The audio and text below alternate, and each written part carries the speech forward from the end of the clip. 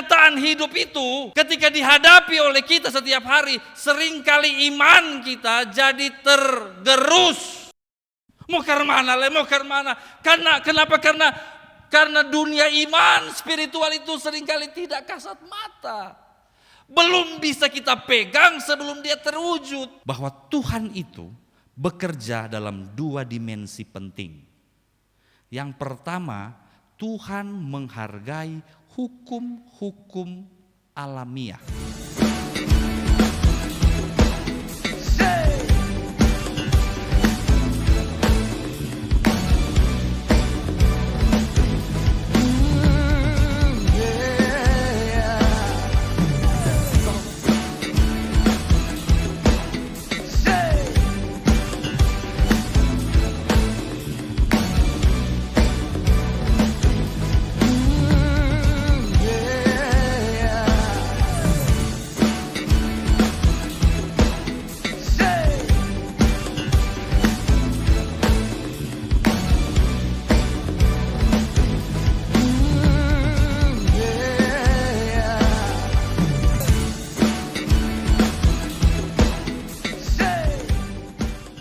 Amin, puji Tuhan. Silakan duduk.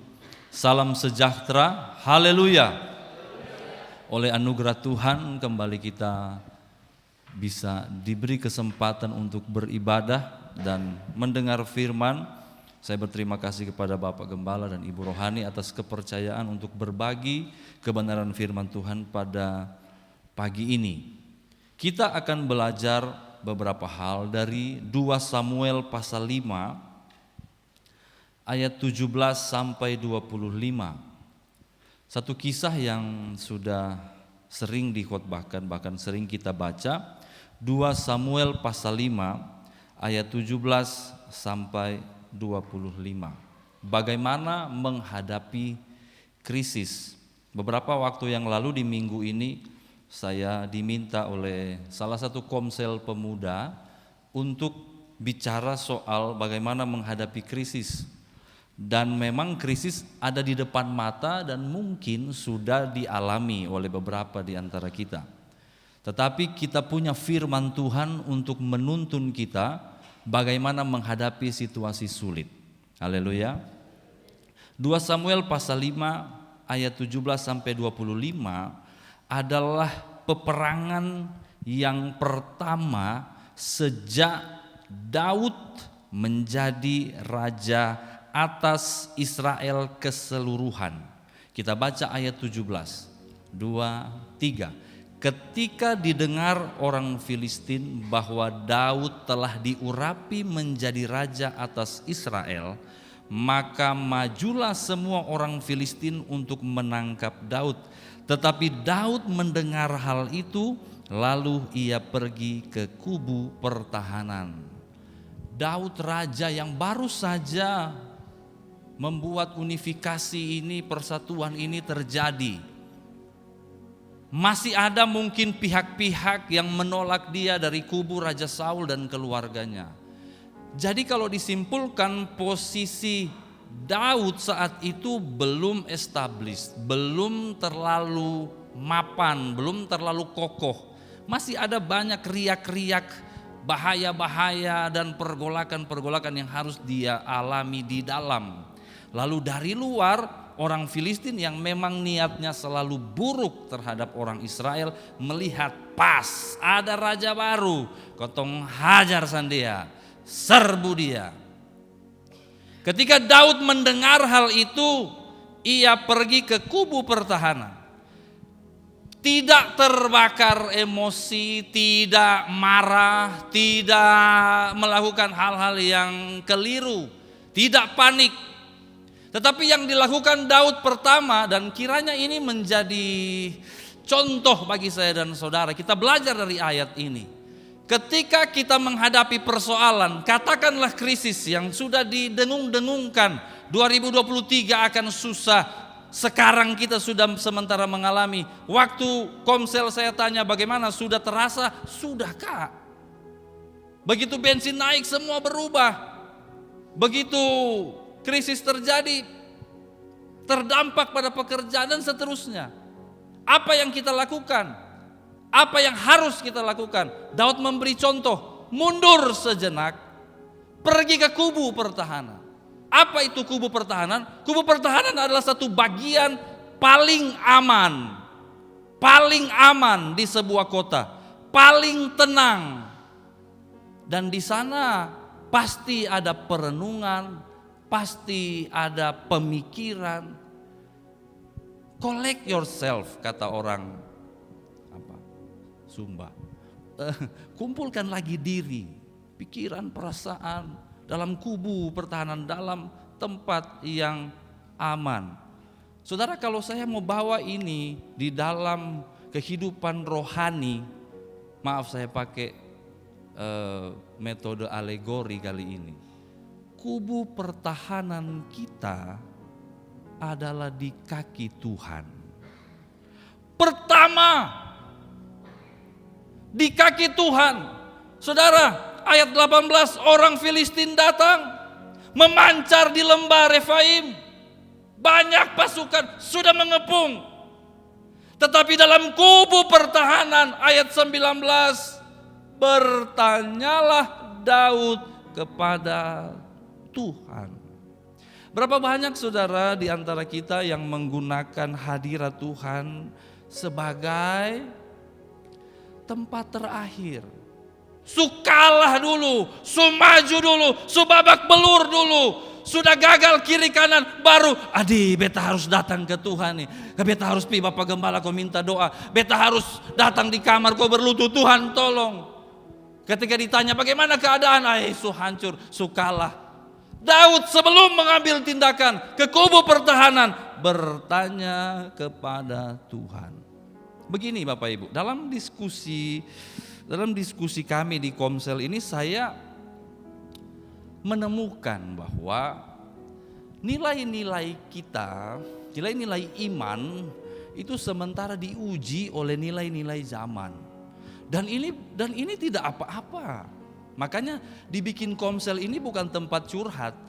Waktu saya menginisiasi kita bikin Komsel lagi, ini bukan sekedar tempat curhat, kok menangis-menangis apa lupun persoalan dan seterusnya. Tapi saya sebenarnya dari sisi penelitian, karena saya peneliti, saya ingin mengetahui anak-anak muda kita ini sementara menghadapi apa sebenarnya di dunia nyata. Dan muncul bahwa pemahaman-pemahaman di luar tuh menyatakan bahwa ya kita ini tidak usah terlalu percaya mujizat. Karena kenyataan hidup itu tidak bisa kita paksakan dengan pemahaman bahwa mujizat Tuhan masih ada. Bahkan ada gereja-gereja yang mengatakan mujizat Tuhan itu cuma ada di Alkitab. Gereja loh, gereja. Pendeta khotbah loh, PA loh, pendalaman Alkitab mengatakan mujizat itu sonde ada le. Kalau mau cari kesembuhan, ya berobat. Kalau mau cari keselamatan dari persoalan, ya pikir saja. Pikir sah, kemana kok, minta bantuan siapa kok. Tadi malam saya sempat dengar khotbah di keluarga muda tentang jangan mengandalkan kekuatan sendiri, jangan mengandalkan kekuatan manusia. Itu nilai yang masih ada di GPDI Kalvari, tapi di luar sana ada nilai-nilai lain. Besok mau harap mujizat apa dalam krisis? Lalu cukup banyak di antara orang percaya yang mengaku percaya Yesus hanya percaya di gereja. Waktu pendeta bilang ada mujizat, amin, amin, amin. Tapi ketika keluar ke dunia nyata, berhadapan dengan kenyataan, lalu sebenarnya memungkiri kekuatan mujizat itu. Saya bilang di Komsel itu, saya masih percaya mujizat. Dan kita memang masih harus terus percaya mujizat. Di kaki Tuhan, dalam doa kita, ketika kita merendahkan diri, jika Tuhan berkenan, klop dengan maksud kita, mujizat dinyatakan. Kemana ini amin so sedikit sekali ini. Bilang kiri kanan, mujizat masih ada. Masih percaya saudara-saudara. Kenyataan hidup itu ketika dihadapi oleh kita setiap hari, seringkali iman kita jadi tergerus. Mau ke mana? Kenapa? Karena dunia iman spiritual itu seringkali tidak kasat mata. belum bisa kita pegang sebelum dia terwujud. Tapi saudara, Daud, seorang prajurit hebat yang telah mengalahkan Goliat, yang punya dukungan bangsa yang besar, dia tahu di atas segala sesuatu, di atas kemampuannya, di atas kehebatannya ada Tuhan. Orang Filistin datang, bukannya dia bilang siapkan pasukan ketong serbu, tidak, stop, kembali ke kubu pertahanan. Di dalam kubu pertahanan dia berdoa. Dia berdoa, Tuhan, apakah aku harus maju? Apakah akan kau serahkan mereka ke dalam tanganku? Haleluya, haleluya. Doa itu yang pertama menghadapi krisis. Biar orang mau bilang apa, 2023 bosong mau begini, mau begitu, mau begini, mau begitu, lipat lutut. Lalu mulai, Tuhan mau seperti apa saya? Haleluya, haleluya. Pertama-tama di dalam doa itu bagi saya pribadi, semoga ini kita alami. Pertama-tama di dalam doa itu saya akan mendapatkan ketenangan. Pertama-tama, saudara, dalam kekalutan begitu, haleluya, hadirat Tuhan itu penuh damai sejahtera. Itu baru pertama itu, saudara. Ketika kita sudah damai, maka kita akan bisa berpikir. Kalau berpikir dalam kalut, sulit. Mari kita lihat satu contoh pengalaman yang mirip di 1 Samuel pasal 10, cerita seorang raja Israel, tapi kali ini raja pertama yang bernama Saul. Saya tidak akan baca ayat yang karena banyak ceritanya, tapi dengar baik-baik ini. Saul, ayat 17, Samuel pasal 10 ayat 17 sampai 27, diurapi menjadi raja sama seperti Daud, tetapi dengan keunggulan bahwa dia itu, ayat 23 perlu kita baca. Dipanggil itu Saul. Begitu panggil Saul, ayat 23 saya baca. 1 Samuel 10 ayat 23. Berlarilah orang ke sana dan mengambilnya dari sana. Dan ketika ia berdiri di tengah-tengah orang-orang sebangsanya, ternyata ia dari bahu ke atas lebih tinggi daripada setiap orang sebangsanya. Wih, ganteng, kuat, tinggi, besar. Anak orang kaya, Saul ini keluarga kaya. Pokoknya secara jasmani ini orang raja yang top. Sampai waktu mereka melihat dia, ayat 24, kamu lihatkah orang yang dipilih Tuhan ini? Kata Samuel, sebab tidak ada seorang pun yang sama seperti dia di antara seluruh bangsa itu. Lalu bersoraklah seluruh bangsa itu demikian, hidup raja, dia mantap 1 Samuel pasal 11 menceritakan raja yang hebat, ganteng, pintar, kaya ini berprestasi. Ayat 11, mengalahkan orang-orang Amon. Sampai pasal 12 Samuel bilang, nah bosong ada raja tuh, beta pensiun beta pensiun. Ini raja hebat sudah, beta pensiun. Tapi sayang, karir raja hebat, yang gagah perkasa, yang sudah menang perang, yang bikin Samuel sampai cukup, Nabi Allah besar, pensiun. Kenapa? Karena ada raja yang hebat.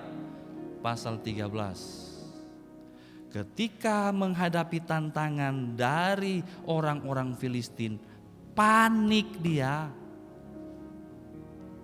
Dia bukannya bertelut berdoa, tapi panik, bingung. Sampai firman Tuhan jelaskan, melanggar firman, melakukan hal yang tidak semestinya dia lakukan, berdosa di hadapan Allah, sehingga ditolak oleh Tuhan, tidak bisa jadi raja lagi. Saudara, ketenangan dan damai dalam hati itu adalah fondasi yang sangat kuat untuk menghadapi kesulitan. Haleluya. Sering-seringlah berdoa. Amin. Bahkan jadikanlah hidup ini sebagai hidup yang berdoa, hubungan akrab dengan Tuhan yang tidak terlepas, yang terus bernafas dalam menyembah, dalam memuji Tuhan. Seringkali kita pikir doa itu ya sudahlah yang di gereja nah, yang bangun pagi deh kalau bangun, terima kasih Tuhan pagi ini kami sudah bangun, haleluya, ambil handphone, notifikasi dulu apa, status dulu, puji Tuhan pagi-pagi sudah bangun sehat-sehat, hayam, sampai di Facebook ada di hayam. Jadikan doa sebagai landasan, haleluya, haleluya, bilang kiri kanan, banyak berdoa. Lalu setelah berdoa apa? Kita kembali ke 2 Samuel pasal 5. Setelah berdoa apa? Dengar jawaban Tuhan. Tuhan menjawab Daud. 2 Samuel 5 ayat 19 bagian B. Tuhan menjawab Daud, majulah sebab aku pasti akan menyerahkan orang Filistin itu ke dalam tanganmu. Maju. Ayat 20, memang majulah dia. Dia dengar-dengaran pada firman Tuhan. Katakan amin. Langkah kedua untuk menghadapi krisis, tetap melakukan yang dikehendaki Tuhan. Katakan amin. Tetap apa yang dia bilang itu dilakukan. Nah ini pergumulannya begini. Kenyataan hidup kita di luar sana, kalau dalam gereja semua alim ulama ya ikut firman Tuhan, tapi begitu di luar sana ada alternatif. Ketong tuh bisa curang-curang sedikit, bisa main-main sedikit lah. Kalau sonde bermain sedikit, Pak Pendeta, ketong son dapat deh untung nih. Cuma tipis-tipis. Kalau cuma gaji pokok apa deh pun lebih. Ketong harus bermain-main. Mau krisis nih harus luas. Luas. Tapi melanggar firman, tapi cuan, untung, luas. Saya kembalikan kepada kita masing-masing. Saya begini, pendeta tuh betul juga, saya sadari posisi saya. Saya hamba Tuhan. Kerja di mana leh? Sekolah Alkitab leh awe. Itu adalah penjaga idealisme dan ideologi firman. Jadi setiap hari ketong bercerita, ini bercerita firman. Jadi memang kami ini harus kami akui ada di lingkungan yang aman. Ada dalam bubble, dalam gelembung yang aman. Tapi jemaat itu memang kita harus akui. Di luar bubble, harus berhadapan dengan dunia, kecurangan, penipuan segala macam. I feel you. Saya bisa berempati dengan jemaat. Tapi begini Bapak Ibu. Mungkin saya sudah pernah omong ini berapa tahun yang lalu. Ada yang namanya kehendak Tuhan yang sempurna. Kehendak Tuhan yang sempurna itu garis lurus. Lurus dia. Pokoknya jangan langgar. Begini saja. Saya ambil contoh Abraham. Kehendak Tuhan yang sempurna bagi Abraham adalah lu deng Sarah punya anak perjanjian jadi bangsa yang besar, lurus. Tapi nomor 2 ada kehendak Tuhan yang diizinkan, yaitu ketika kita memaksa sesuatu. Contohnya Abraham, lu deng Sarah dapat anak perjanjian, sonde dapat, belum dapat, bertahun-tahun. Sarah bilang, nah alternatif sesuai adat zaman itu boleh kawini saja budak itu, namanya Hagar langsung sudah hajar Hagar, sudah dia pu anak, nanti beta pu anak. Nah itu kan alternatif. Waktu mereka mengambil keputusan itu, apakah dari sorga muncul suara, hei Abraham, jangan nakal lu Harusnya Abraham sebagai orang yang tahu perjanjian Tuhan, dia harus bilang kepada Sarah, oh no, saya tidak mau. Tapi sebenarnya apa-apa menurut adat kebiasaan kita, tidak. Tapi Abraham sebagai laki-laki, dia bilang, lu suruh tambah sampai kita mau cari-cari celana, lu suruh lah. Zaman itu budaya waktu itu boleh poligami, bukan Kristen kayak sekarang. Karena saya pernah ketemu ada orang bilang begini, bolehlah kita istri lebih dari satu. Salomo dalam hati, lu urus 1000 sana. 1,5 mati 1000 lah. Tidak paham perjanjian baru sudah ada perubahan. Jadi ke mana? Akhirnya Tuhan tidak melarang. Ya sudah terjadi peson paksa mah.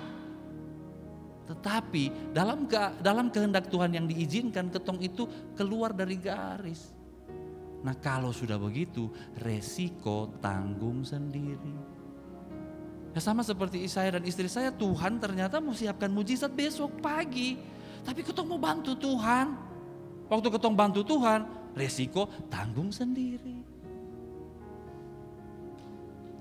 Jadi pilih mana? Mau yang sempurna atau yang mau begini-begini? Mau jalan, saya tidak bilang bahwa jalan mulus ya, karena memang sebenarnya yang bikin gregetan dengan kehendak Tuhan itu kan hati ya. Hati dan pikiran pertimbangan, ini kemana Tuhan tolong kok sonde nih, kapan nih? Akhirnya orang bikin lagu kan supaya mengamankan hati. Bukan waktu kita, waktu Tuhan pasti yang terbaik. Itu kan penghiburan hati sebenarnya tuh, karena belum dijawab waktu Tuhan sah. Padahal dalam hati waktu Tuhan itu harusnya sekarang Tuhan. Tapi saudara, ada kehendak Tuhan yang sempurna. Dan kalau kita cukup sabar dan tabah di dalam itu, kemenangan pasti terjadi. Dia dengar firman, maju. Maju dia. Ayat 20, datanglah Daud di Baal Perasim, memukul mereka kalah. Berkatalah ya, Tuhan telah menerobos musuh di depanku seperti air menerobos. Baal Perasim terobosan. Tuhan siap mengerjakan terobosan dalam hidup saya dan saudara, meskipun di masa krisis. Yang percaya katakan amin. Bilang kiri kanan, ada terobosan. Kasih tahu supaya menghadapi 2023 ini ada semangat sedikit.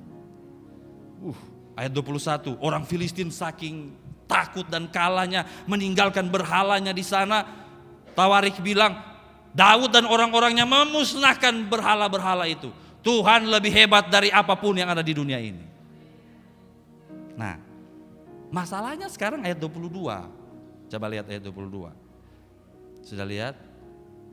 Ketika orang Filistin maju sekali lagi dan memencar di lembah Refaim. Ini kepercayaan Daud kepada firman diuji di sini. Orang Filistin datang ulang, terus memencar persis seperti kali pertama. Kalau Daud sumbangkan puji, beta sudah berhasil lolos dari krisis yang pertama. Sekarang yang kedua, persis tenang sah. Karena yang pertama menerobos, torang terobos lagi. Ternyata tidak, saudara. Kepekaan kita kepada firman harus diasah ulang-ulang terus menerus. Katakan amin. Saudara, cintailah Alkitab ini, cintailah kebenaran firman Tuhan sebagai sesuatu yang terus menerus. Saya sampai sharing, saya tuh pingin ya, ke depan saya punya pelayanan. Saya pengen sekali punya pelayanan, bukan pelayanan yang konvensional. Saya tuh ingin mengupas isi Alkitab, lalu orang-orang yang datang dengar itu dari berbagai macam kalangan. Mau dari denominasi apapun, mau dari agama lain sekalipun, mari dengar. Mau mau jadi Kristen pun, mari ketemu bahas ini Alkitab. Kenapa? Firman Allah ini isinya luar biasa berkuasa. Iya, takjub saya sepanjang umur saya belajar Alkitab masih kaget-kaget. Ini khotbah ini sudah pernah saya khotbahkan, tapi waktu saya baca lagi, begitu ya ternyata. Menjawab lagi persoalan di 2022 akhir. Astaga. Makanya harus ulang-ulang terus. Haleluya. Jangan sok tahu, tenang. Ini yang begini beta sudah pernah hadapi. Pengalaman. Pengalaman baik, saudara. Tapi belum tentu bisa berlaku di pengalaman berikutnya. Tapi Daud dia tahu apa yang dia lakukan. Ayat 23. Yuk kita lihat sama-sama. 2 Samuel 5 ayat 23. Maka bertanyalah Daud kepada Tuhan. Ulang lagi dia tanya. Saudara mau berdoa terus? Mau bertanya terus? Mau dengar firman terus? Haleluya. Begitu dengar firman, jangan pernah waktu pendeta baca, sapa baca, ini besok tahu, ini besok 5 kali dia dengar khotbah di ayat yang ini, dia tahu dia pun belok-belok. Habis ini dia bicara iman, habis itu kesetiaan, habis itu dia naik, habis itu dia turun. Dia pun ending besok tahu. Istri saya itu punya kelakuan agak aneh. Dia dengar saya pun khotbah lama. Keberapa yang minggu lalu Waktu saya sampai di rumah, saya dengar di YouTube, dia buka YouTube, dia dengar saya khotbah. Saya bilang, puji Tuhan. Saya aja sudah jarang dengar. Saya tanya, kenapa dengar lagi? Iya tuh, memberkati. Ya puji Tuhan, terima kasih. Itu untungnya ada YouTube. Padahal kan sudah. Yang paling banyak dengar khotbah saya siapa? Istri saya. Sebelum saya khotbah juga ketemu sering ngobrol untuk bagaimana ya, mau khotbah apa ya. Tapi rupanya memberkati. Nanti saya juga mau dengar ulang Bapak Gembala, Nasapa. Pilih-pilih yang bagus-bagus. Jangan juga yang sesat-sesat kita dengar. Karena firman Tuhan menguatkan. Dan buktinya setelah dia tanya, jawabannya beda. Ayat 23, jangan maju. Kalau pengalaman pertama disuruh maju terobos. Persis strategi orang Filistin. Tapi ternyata Tuhan bilang kali ini jangan. Ini waktu Daud bicara dan dia pasukan, kali ini jangan maju. Pasti Yoab paling cerewet, bos, katong so pernah ini bilang maju, sudah hajar suruh repot-repot lah. Saudara, pendapat orang tidak lebih hebat dari pendapat firman Tuhan. Masuk mau begini begitu, kapan berkembang? Krisis 2023 ini, begini lihat lu dapat doi dari sini, itu sederhana sah. Orang Kristen tidak pernah sederhana. Orang Kristen selalu ikut Tuhan Yesus, ikut firman. Tuhan bilang apa? Janganlah maju, tetapi buatlah gerakan lingkaran sampai ke belakang mereka, sehingga engkau dapat menyerang mereka dari jurusan pohon-pohon kertau. Dan bila engkau mendengar bunyi derap langkah di puncak pohon-pohon kertau itu, maka haruslah engkau bertindak cepat. Sebab pada waktu itu Tuhan telah keluar berperang di depanmu untuk memukul kalah tentara orang Filistin. Dua ayat ini, saya mau tutup khotbah ini, tapi dengar baik-baik. Dua ayat ini menyadarkan saya bahwa Tuhan itu bekerja dalam dua dimensi penting. Yang pertama, Tuhan menghargai hukum-hukum alamiah. Sabar, pelan-pelan. Tuhan menghargai hukum-hukum alamiah. Dia tahu kalau strategi orang Filistin yang pertama itu kalah dengan penerobosan, kalau mau ulang kedua kali, orang Filistin sudah tahu. Ini adalah strategi militer. Tuhan menghargai hukum alamiah. Contoh, ketika kita mau menghadapi krisis, ada yang namanya hukum ekonomi. Itu dipakai Tuhan juga. Mari kita buka Amsal. Sama kayak kalau jatuh kemana? Ke bawah. Itu hukum gravitasi, soalnya ada yang jatuh ke atas. Amsal pasal 10. Amsal pasal 10. Kita lihat ayat 3.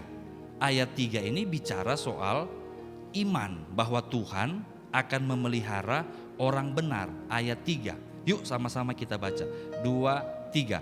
Tuhan tidak membiarkan orang benar menderita kelaparan, tetapi keinginan orang fasik ditolaknya. Jadi kalau kita orang benar gak mungkin kelaparan dalam iman. Katakan amin. Tapi ayat 4. Yuk baca. 1, 2, 3. Tangan yang lamban membuat miskin, tetapi tangan orang rajin menjadikan kaya. Ini apa? Hukum alamiah. Bukan kok, beta orang benar, sudah pokoknya belanja hancur-hancuran, pokoknya jalan-jalan, pokoknya makan minum, pokoknya Tuhan pelihara beta. Ujungnya apa? Miskin. Begitu miskin, nah Tuhan katanya kalau beta iring Tuhan tidak berbuat dosa, katanya dipelihara Tuhan. Anda tidak memperhitungkan hukum alamiah yang juga dihargai Tuhan. Haleluya. Bilang kiri kanan, batabung. Rajin. Harus saudara. Ayat 5, yuk sama-sama ayat 5. 1, 2, 3. Siapa mengumpulkan pada musim panas, ia berakal budi. Siapa tidur pada waktu panen, membuat malu. Ada pengalaman saya di sekolah Alkitab dulu. Ada kawan saya ini, kalau khotbah ini banting-banting Alkitab. Mungkin saya pernah cerita. Jadi cepol, dia berdiri. Bang! Ketemu kaget. Dia lihat. Dia baca ayat, baru dia khotbah. Kali kedua lagi dia khotbah, datang lagi. Dibanting, bang, dia khotbah lagi. Tapi memang khotbahnya tidak bagus. Maksudnya kasana kamari, kasana kamari. Tapi ketemu penasaran apa ini banting-banting Alkitab. Yang berikut saya sudah lupa keberapa kali dia banting. Bang! Baru dia bilang, saudara, hari ini Tuhan tidak berfirman. Jadi kan kami penasaran. Setelah diselidik, punya selidik, ternyata ini manusia satu ini, mudah-mudahan dia sondetan terus jadi hamba Tuhan. Kalau begitu terus bahaya. Dia itu ternyata spekulasi sah. Waktu banting itu tabuka di mana? Di situ dia khotbah. Nah, waktu itu Alkitab kita itu di pertengahan antara perjanjian lama perjanjian baru ada yang kosong. Pas waktu itu tabuka yang kosong dan dia bilang Tuhan tidak berfirman. Sabar dong, beta tanya, masa sih lupa otak begitu? Dia bilang, kita kan memberitakan firman, urapan Roh Kudus cukup. Wah. Walaupun tidak belajar, bikin khotbah, hanya berdoa cukup. Nggak begitu bos, nggak begitu. Untuk apa saya sekolah sampai begini model ini? Tidak begitulah. Ada hukum alamiah yang memang dihargai Tuhan. Kalau mau bisa berkhotbah, kalau mau bisa melayani, belajar. Kalau mau menghadapi krisis, rajin, tabung. Saya tidak bisa memberi nasihat ekonomi dari sini. Tapi di sini ada banyak bankir, ada banyak pengusaha, ada banyak orang yang bergelut di dunia ekonomi. Silahkan saling sharing jemaat. Ada yang membuka usaha baru, silahkan baku tanya. YouTube banyak informasi, cari yang bagus-bagus. Tuhan hargai itu. Nah, dengan begitu Bapak Ibu Saudara, ketika Tuhan menggabungkan dua hal ini, iman, mujizat dengan cara berpikir yang menghargai prinsip-prinsip alamiah, bijaksana dan berhikmat. Jadi bukan serang lurus, putar. Jadi kan orang Filistin pikir, mau serang, susah dia ini tombak panjang-panjang, masong datang subasong. Dong son tahu Tuhan juga ahli strategi, dia putar belakang, putar. Lalu tunggu derap langkah, suara pasukan Tuhan, duk. Siap serang. Mana nih musuh? Tiba-tiba Daud muncul dari belakang. Halo, prank, pak. Menang saudara-saudara. Ayat 25 kita baca sama-sama.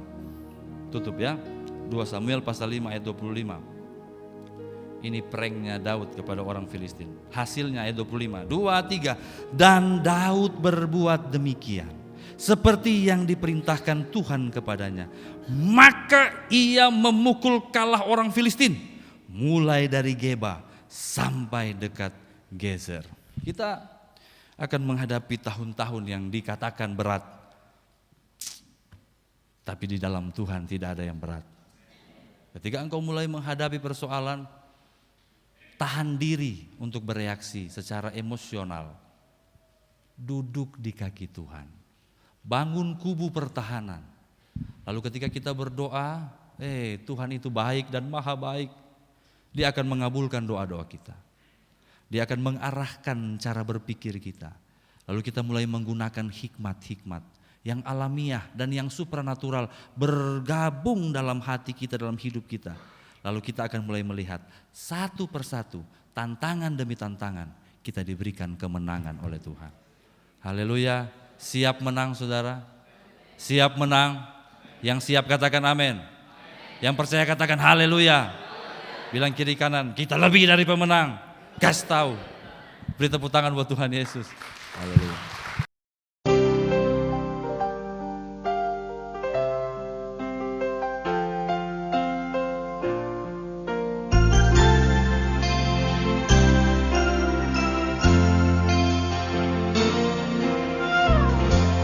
Ku tak